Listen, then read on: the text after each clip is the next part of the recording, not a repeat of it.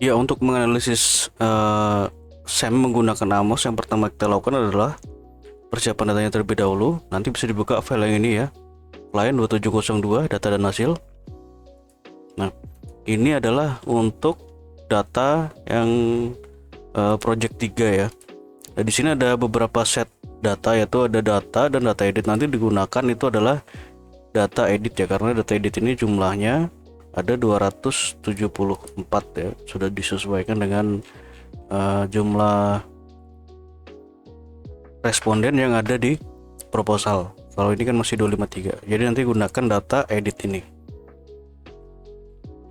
Oke, setelah datanya seperti ini, kita masukkan dulu data ini ke dalam aplikasi SPSS. Caranya, nah kita buat seperti ini ya. Nah, seperti ini ya, jadi ini yang diambil itu adalah nama dari masing-masing kuesionernya ini ya. Nah, dikelompokkan seperti ini. Kenapa di sini ada X1.1 dan X2.1, X3.1 seperti ini. Jadi ketika nanti dimasukkan ke dalam aplikasi Amos, itu akan lebih mudah kita melakukan analisisnya ya. Jadi ini sangat mempercepat waktu sekali. Ya, seperti itu.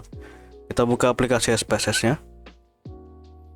Nah, di sini saya menggunakan aplikasi SPSS 26 dan Amos versi 22. Namun untuk cara ini bisa digunakan di versi berapapun ya, baik Amos maupun SPSS-nya.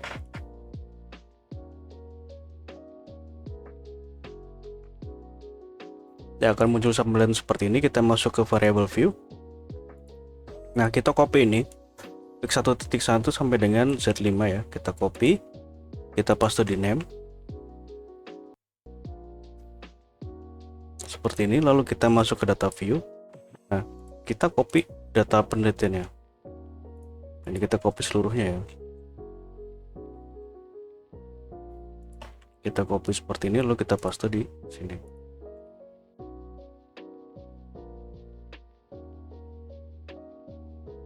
Nah, seperti ini. Lalu kita akan save data ini. Nah, untuk analisis menggunakan Amos ini agak berbeda ya.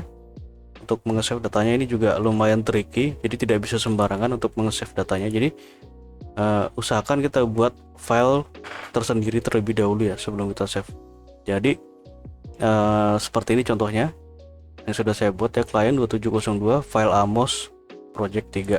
Nah, ini isinya adalah dumping file. Jadi setiap pengujian Amos nanti akan muncul file-file seperti ini ya. Jadi jika pengujiannya banyak, maksudnya banyak pengulangan, banyak repetisi, maka file-file ini juga akan semakin banyak. Nah, itu kalau salah satu file ini hilang atau terhapus, itu maka file Amosnya itu tidak bisa dibuka, yang ini ya, tidak bisa dibuka. Nah, kita buat dulu filenya. Nah, ini saya contohkan saja ya. Seperti ini, kita buat folder baru. Folder seperti ini. Kita tulis di sini file Amos. Nah, ini adalah untuk dumping file istilahnya ya. Untuk kita menyimpan file pertama. Nah, kemudian nanti untuk tahapan selanjutnya yaitu kita save file sesuai dengan tahapannya seperti ini. Oke. Seperti itu ya. Nah, untuk meng-save filenya pun harus seperti itu. Jadi untuk tahapan Amos ini saya ini dulu ya, untuk bagaimana cara meng-save filenya. Nah, untuk tahapan Amos sendiri di sini ada lumayan banyak ya tahapnya. Jadi yang pertama itu adalah EVA nanti kita lakukan. Nah, di sini ada confirmatory factor analysis. Nah, ini dianalisis menggunakan Amos ya. Kalau EVA ini dianalisis menggunakan SPSS. Nah, ini confirmatory factor analysis atau CFA ini. Nah, dan ini structural equational modeling atau SEM. Nah, ini ada dua kali pengujian ya. Jadi 2 kali pengujian kita buat di sini 2 folder juga. Nah, seperti ini ya. Folder kita tulis di sini. Di sini adalah pengujian SEM, pengujian CFA 1, dan yang kedua di sini folder SEM 1. Jadi nanti pada setiap save filenya itu harus di sini ya. Save filenya itu harus di sini. Jadi tahapannya nanti seperti itu. Ingat, jadi nanti untuk save filenya itu dibedakan seperti ini ya, supaya nanti tidak tertukar hasilnya dan lebih mudah ketika kita ingin melihat tahapan mana yang ingin dibuka atau ingin dikoreksi lebih lanjut. Seperti itu. Oke, kita save dulu ini filenya. File save as.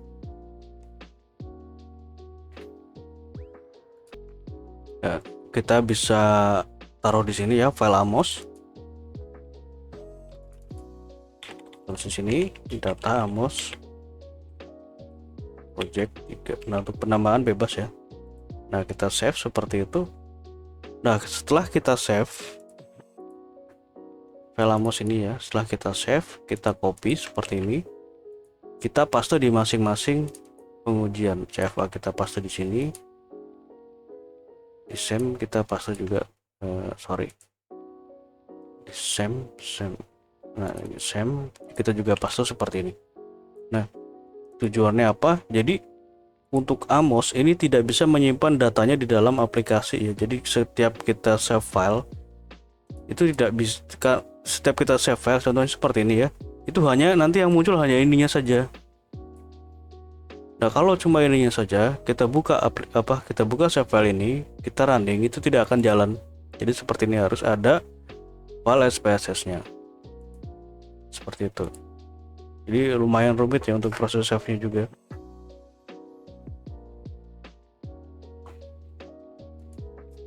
Oke. Setelah di save filenya, kita lakukan pengujian. Yang pertama itu adalah EFA terlebih dahulu, atau exploratory factor analysis. Di sini untuk melihat apakah variabelnya itu dapat membentuk konstruk dan apakah variabel latennya itu tidak berkorelasi dengan variabel lainnya. Nah, ini ya. Jadi ada dua pengujian, yaitu untuk KMO untuk melihat apakah konstruk itu dapat membentuk latennya. Kemudian yang kedua adalah Bennett test. Jadi kita lihat di sini, Bennett test itu adalah untuk melihat konstruk itu tidak berkorelasi dengan konstruk lainnya. Jadi hanya berkorelasi dengan variabelnya dia sendiri. Nah, selanjutnya dalam pengujian nanti ada nilai loading factor. Loading factor ini menunjukkan nilai dari validitasnya ya. Ini harus lebih besar dari 0,4. Kemudian Kurbak alpha menunjukkan reliabilitas. Seperti itu. Oke, kita mulai dulu pengujiannya. Nah, caranya seperti ini untuk EFA. Klik analyze, kemudian dimension reduction ya, faktor. Nah, kita masukkan seluruh data ini ya ke dalam variabel dengan mengklik tanda panah ini. Kemudian kita klik option.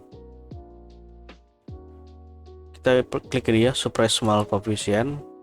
Load value below kita ganti ke 40 karena ini adalah nilai minimal dari validitasnya. Selanjutnya score kita biarkan ya. Rotation kita pilih direct oblique, continue kita biarkan. Deskriptif, nah ini kita centang KMO and Bennett test, continue lalu oke. Ya, seperti ini ya untuk hasilnya. Di sini ada banyak tabel, namun yang diperhatikan yaitu tabel dari KMO and Bennett test ini dan tabel dari pattern matrix. Seperti itu. Kita lanjut dulu. Nah, selanjutnya kita uji reliabilitasnya. Caranya seperti ini. Analyze, scale, reliability analysis. Nah, kita masukkan datanya berkelompok ya, sesuai dengan variabelnya. Nah, seperti ini. Ini adalah reliabilitas variabel untuk X1.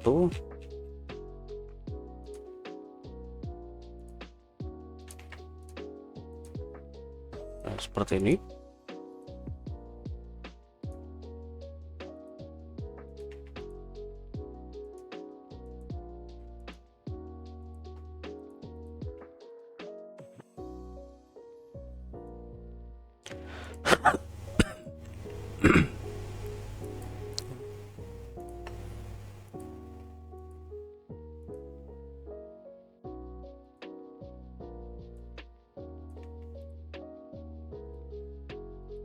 Jadi mengujinya itu berkelompok ya, sesuai dengan variabelnya. Nah, setelah seperti ini supaya tidak tertukar, kita beri nama sesuai urutannya ya.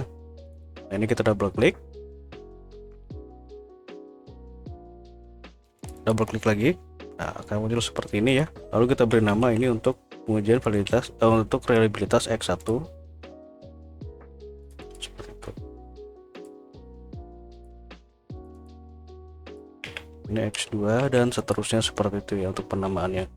Nanti hasilnya akan seperti ini. Jadi hasil ini kita save dulu, file save as. Nah, kita save di sini sebagai output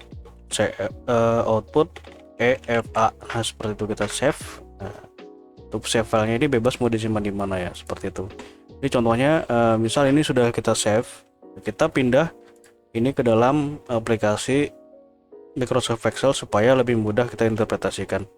Nah, ini yang kita copy adalah KMO, kemudian pattern matrix, dan ini nilai masing-masing dari reliabilitasnya seperti itu. Nah, kita copy seperti ini lalu kita paste di Excel ya, seperti ini kita rapikan. Nah, kemudian kita interpretasikan ya. Nah, ini adalah interpretasinya. Jadi yang pertama kita lihat di sini nilai dari KMO nya terlebih dahulu. Nah, untuk KMO ini nilainya harus lebih besar dari 0,5 ya. Ini sudah lebih besar dari 0,5, artinya tidak ada masalah. Kemudian Benetes ini harus lebih kecil dari 0,05. Nah, ini sudah 0,0 ya untuk signifikannya. 0,00 artinya ini tidak ada masalah. Nah, sini sampai di sini kita dapat diketahui bahwa masing-masing konstruknya itu dapat membentuk latenya dan tidak ada korelasi terhadap variabel konstruk yang lainnya. Seperti itu. Nah, selanjutnya nilai ini ya. Nilai dari exploratory yaitu loading factor. Loading factor kita peroleh dari sini sekaligus dengan dimensinya.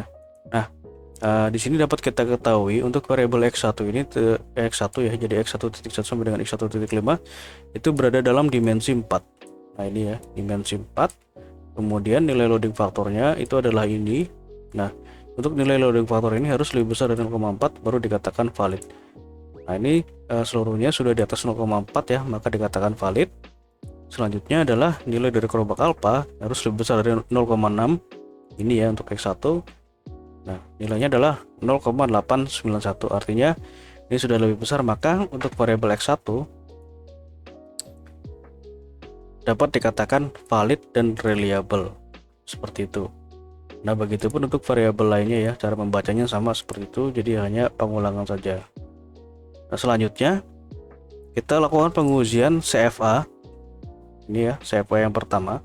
Kita lakukan pengujiannya. Jadi ingat seperti tadi yang saya bilang, kita sudah meng-save ini ya, kita sudah meng-save filenya itu di dalam file Amos ini. Nah, kita nanti gunakan data ini. Oke, ini misalkan sudah kita save ya, seperti itu. Nah, kita buka aplikasi Amosnya.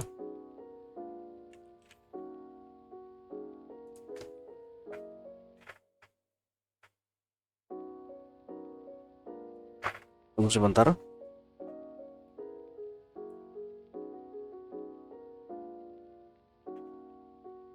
Ya, akan muncul tampilan seperti ini ya. Ini adalah pengujian sebelumnya. Kita buka file baru. Seperti ini ya tampilannya. Nah, jadi untuk yang pertama kita lakukan adalah kita masukkan dulu data file yang sudah tadi kita buat ya, file Amosnya atau file SPSS-nya. Dengan cara ini kita select data file. Ini kita klik select data file, file name. Nah, ini kita pilih folder file Amos. Nah, ini ya file Amos ini kita klik, kita open. Oke.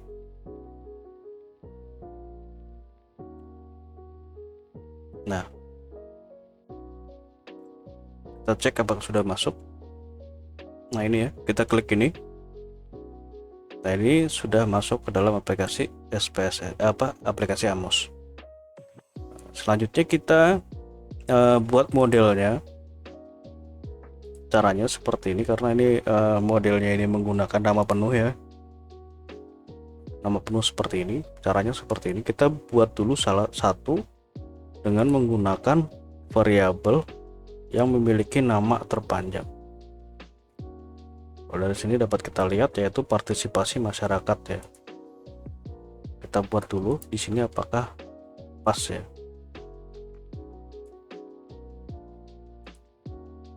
Tulis di sini. Ini untuk X2 X2. Sini adalah X2 partisipasi. Nah, kita enter. Nah, seperti ini muat ya. Jadi variable name itu di sini kita bisa tulis X2 ya. Jadi untuk variable label kita tulis seperti ini, kita tulis lengkap. Kenapa ini tidak ditulis di variable name? Karena ketika ditulis di variable name ini ada spasinya dan ada enter, maka ketika dianalisis ini akan error ya. Jadi seperti ini untuk penamaannya. Nah, ini sudah oke ya. Kita geser. Ini sudah oke, artinya ini dapat menampung nama ya. Nama yang terpanjang ini dapat tertampung. Oke, seperti itu. Nah, selanjutnya kita cloning ya, atau kita copy menjadi 5 variabel atau menjadi 4 variabel. Nah, ini kita klik ini ya, gambar mesin fotokopi ini. 1 2 3 4 dan 5. Seperti ini. Kita rapikan dengan mengklik gambar bis. Jadi fungsinya gambar bis ini adalah untuk menggeser ya. Nah, seperti ini. Oke. Nah, seperti ini kita beri nama. Ini adalah X1. X1 itu adalah ini. Kita beri nama.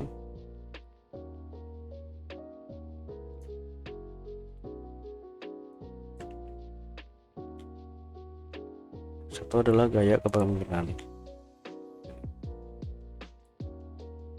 Dan X2. Karena ini prosesnya lumayan lama dan hanya pengulangan saja, nanti saya percepat ya.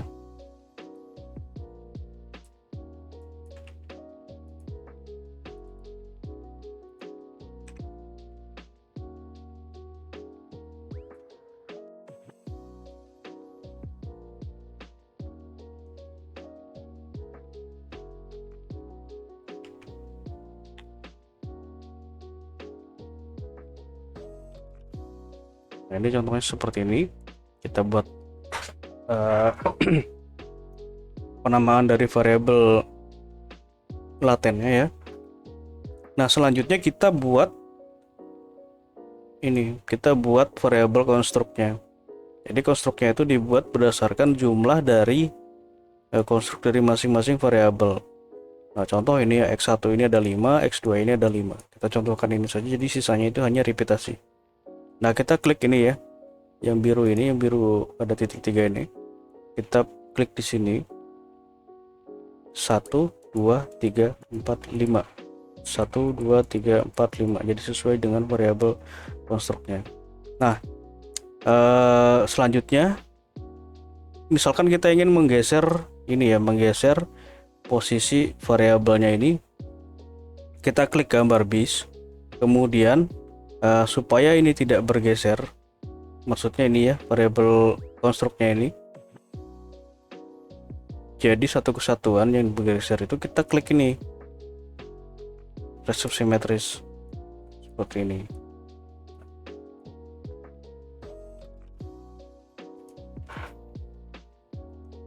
Oke, dan kita masukkan ya ini.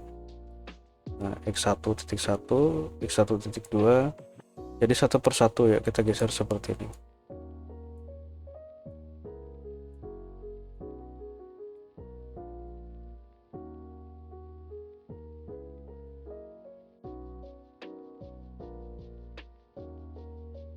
Nah, misalkan ini sudah penuh ya, contohnya ya, ini sudah penuh, ini kan masih ada yang kosong. Nah, ini yang atas ini, yang bulat kecil ini di atas ini. Nah, kita ini adalah untuk variabel error ya. untuk nilai error. Nah, ini kita beri nama caranya plugins, kemudian ini name unobserved variable. Nah, ini akan otomatis diberi nama. Setelah seperti ini, selanjutnya kita susun ya sesuai dengan posisinya. Kita geser, kita bisa putar seperti ini dengan menu rotasi ini ya. Nah, selanjutnya kita geser seperti ini. Nah, misalkan ini sudah terisi semua ya, jadi ini saya percepat, saya buka file yang sudah saya buat.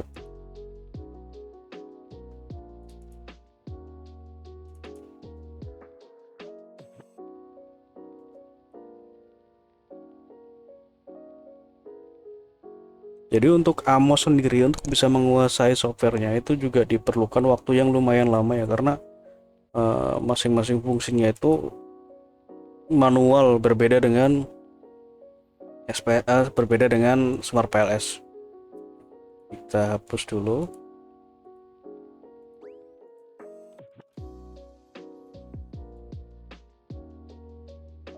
Nah, contohnya seperti ini ya, kita susun seperti ini, lalu kita masukkan tadi.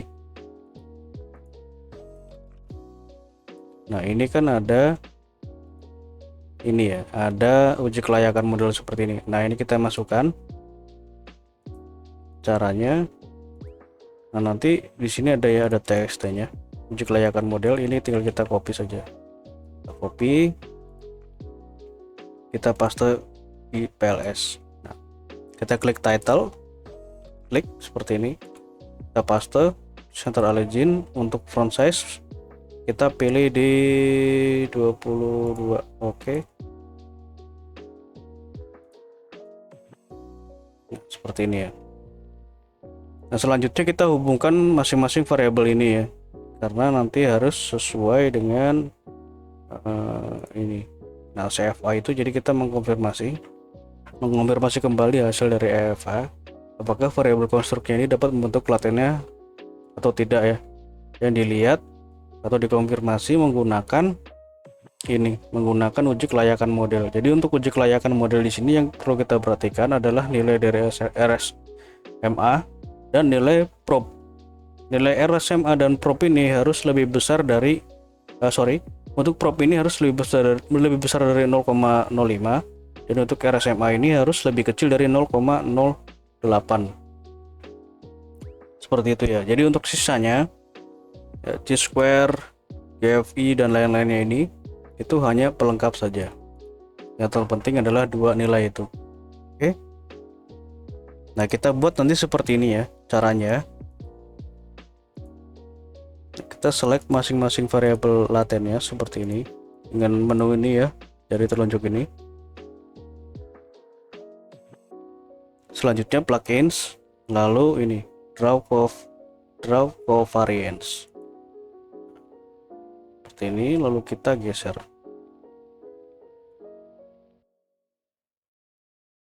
Kita rapikan dengan menu ini touch up ya. Oke. Nah, ingat, setelah seperti ini yang kita lakukan adalah kita save terlebih dahulu ya. Kita save di folder yang sudah kita siapkan, save as. Kita save as di CFA 1 karena ini adalah pengujian CFA 1. Lalu klik save. Nah, ini selanjutnya kita klik analyze properties, output. Ini tadinya kosong ya. Nah, tadinya seperti ini. Nah, kita centang seluruhnya di sini. Kemudian kita centang juga ini ya, test for normality and outliers. Kita close. Nah, setelah seperti ini baru kita bisa running datanya. Prosesnya kompleks, rumit, dan ini tidak disarankan juga untuk orang-orang yang belum pernah menggunakan Amos ya. Jadi ketika kita pertama meneliti model analisis jalur ini, lebih baik menggunakan PLS terlebih dahulu. Selanjutnya ketika sudah mahir menggunakan PLS, baru menggunakan Amos. Nah, kita lakukan analisis. Caranya ini ya. Nah, ini calculate estimate.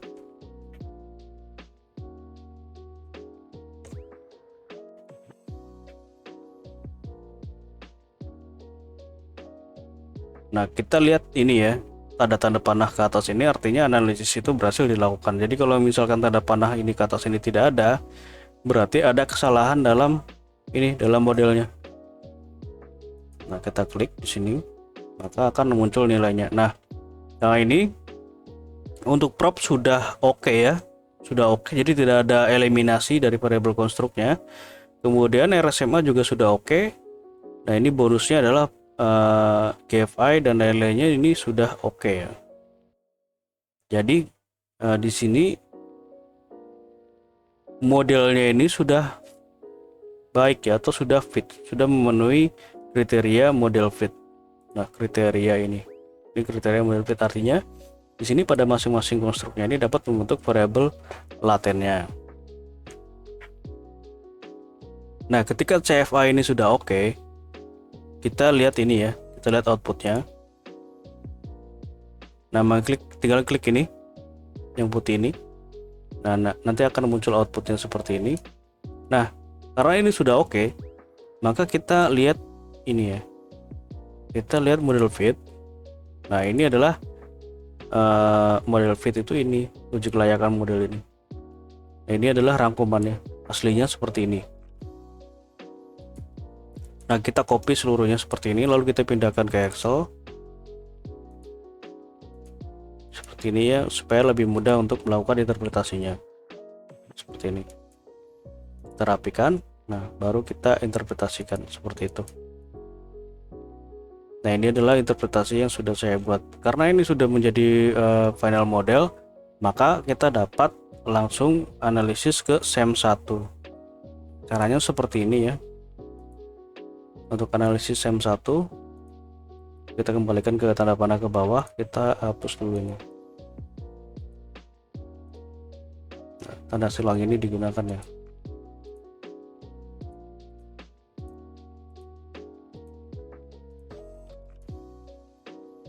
Nah, lalu kita hubungkan kembali dengan ini, tanda panah yang ini, sesuai dengan hipotesisnya.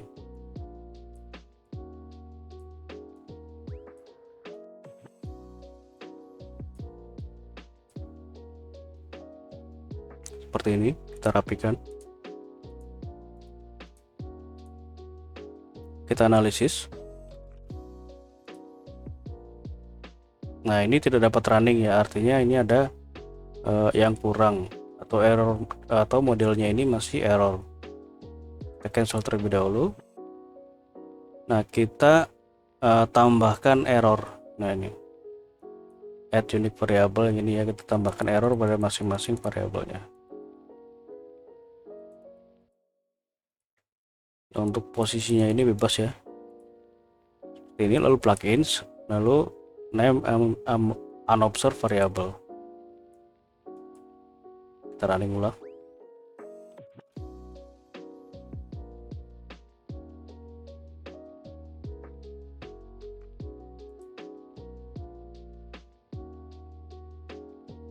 Ya, seperti ini hasilnya. Nah, yang pertama kita lihat sama seperti tadi ya. Model fitnya terlebih dahulu, ini propnya sudah lebih besar dari 0,05, kemudian RSMA juga sudah lebih kecil dari 0,08, maka model ini sudah fit. Nah, ini masuk di sini ya, masuk di SEM1. Nah, SEM1 ini sudah fit. Selanjutnya kita lihat juga untuk distribusinya apakah normal atau tidak ya. Nah, kita lihat di sini. Nah, seperti tadi ya, outputnya sama.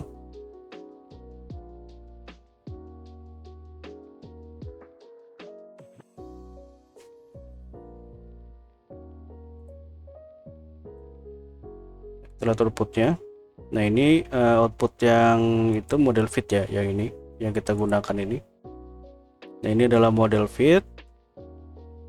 Seperti tadi caranya, nanti bisa di copy lalu dipaste di Excel.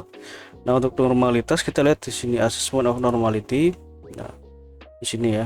Nah, ini adalah untuk normalitas. Jadi normalitas di sini menggunakan dua metode, yaitu nilai skew dan kurtosis, kemudian nilai dari CR. resiko dan kurtosis digunakan untuk normalitas masing-masing dari variabel ini, dan kemudian nilai dari CR yang ini, yang terakhir ini ya, itu digunakan untuk menganalisis normalitas secara multivariate. Nah, untuk kriteria nanti bisa dilihat di sini. Nah, ini ya, bisa dilihat di sini. Nah, ini seperti ini.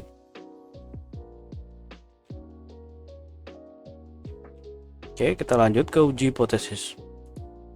Nah, untuk hipotesis caranya ini sudah sepaket ya perhitungannya dengan uji hipotesis. Kita lihat hipotesisnya di sini, estimate. Nah, ini adalah pengujian hipotesisnya. Jadi yang kita lihat adalah nilai estimate dan nilai p-value.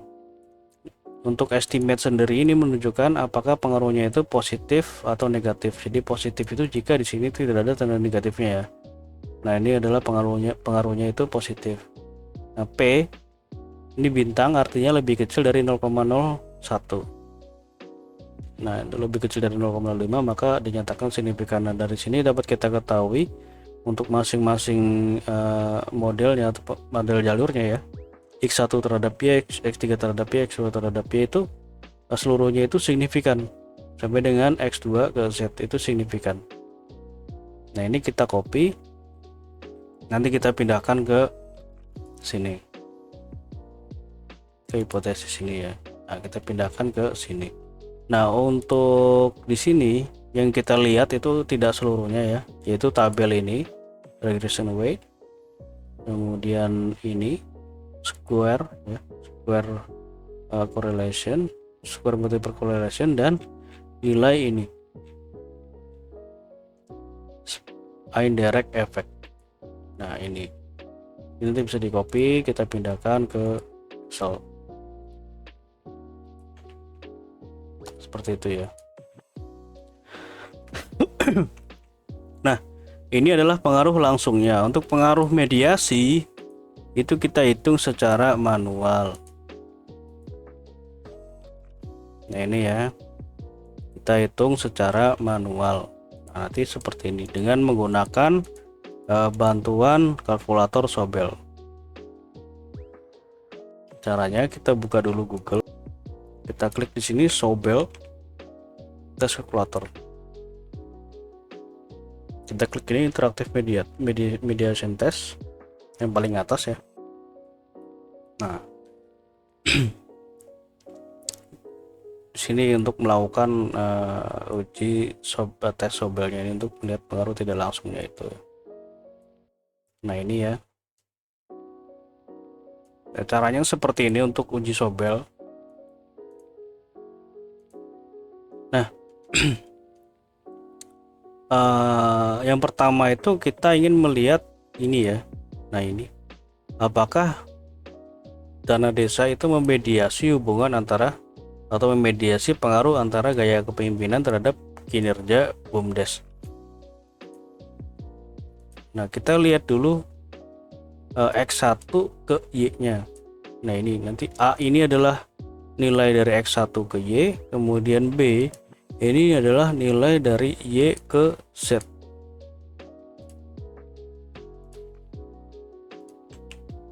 Ini ya, di A kita masukkan di sini, kemudian SE ini adalah standard error, kita copy, kita masukkan di SA. B ini nilai dari ini ya, Y ke Z ya, seperti ini. Lalu klik calculate. Nah, ini adalah hasil dari uji Sobelnya. Kita lihat nilai p-value ini 0,00, artinya signifikan ya, Mbak. Berarti di sini dapat menandakan bahwa variabel BUMDes itu memediasi hubungan antara dana desa ini memediasi hubungan antara gaya kepemimpinan dan kinerja BUMDes. Nah, ini kita bisa copy, kita paste di sini, lalu kita beri tanda ya, seperti itu. Dan untuk variabel selanjutnya ya, untuk yang X2 itu caranya sama. Jadi kita copy di A, errornya kita copy, kita masukkan di SH. Nah, seperti itu. Nah, seperti ini ya, itu sama saja untuk pengujiannya. Dan kita copy, kita paste di sini, lalu kita ketik seperti itu. Nah, selanjutnya yang terakhir di sini adalah uji R square. R square ini menunjukkan pengaruh seberapa besar pengaruh variabel independen terhadap dependen. Nah, di sini kita lihat Y dana desa, nilai R square-nya adalah 0,373. Nah, itu diperoleh dari pengaruh X1, X3, dan X2. Nah, pengaruhnya itu sebesar 37,3%, dan sisanya dipengaruhi oleh variabel lain ya, 62,7%. Artinya X1, X2, dan X3 ini berpengaruh sebesar 37,3%. Nah, selanjutnya R untuk BUMDes nilainya adalah 0,597. Artinya variabel X1, X2, X3, dan Y mempengaruhi sebesar 59,7%, sedangkan sisanya dipengaruhi oleh variabel lain di luar dari model penelitian. Seperti itu. Ini ya. Nah, untuk pengujiannya sekian ya. Jadi sudah selesai ini sampai ke R square. Ini. Di sini juga saya sudah kopikan lampirannya, jadi nanti tinggal di copy saja. Oke, sekian untuk pengujiannya. Jika ada yang kurang jelas nanti bisa ditanyakan. Terima kasih.